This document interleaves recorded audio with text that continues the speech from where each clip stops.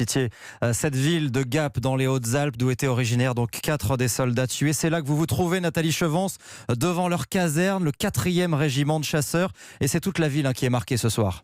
Oui, en témoigne ce bouquet de fleurs déposé devant les grilles par des Gapençais. Tout à l'heure, ce sont les familles et les proches d'Alexandre, Valentin, Romain et Antoine qui ont été reçus dans la salle d'honneur du régiment où les photos des 4 commandos ont été posées sur un drapeau tricolore.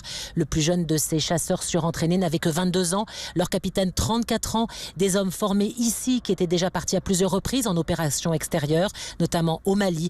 Le colonel Nicolas de Chilly. Ce soir, je suis partagé entre un sentiment d'une très grande douleur d'avoir perdu un officier et 3 sous-officiers de mon régiment, comme un boxeur qui a pris des coups, c'est dur. Et puis également un sentiment de très grande fierté, d'avoir sous mes ordres des jeunes gens qui s'engagent et qui sont prêts à donner leur vie pour leur pays. Puis ce matin, j'ai vu beaucoup de larmes. C'est aussi de la douleur et dans ces moments-là, c'est l'esprit de corps. Faire bloc, c'est aussi l'état d'esprit de toute une ville où les drapeaux sont en berne, car le régiment, avec son millier d'hommes et de femmes, fait partie intégrante de la commune.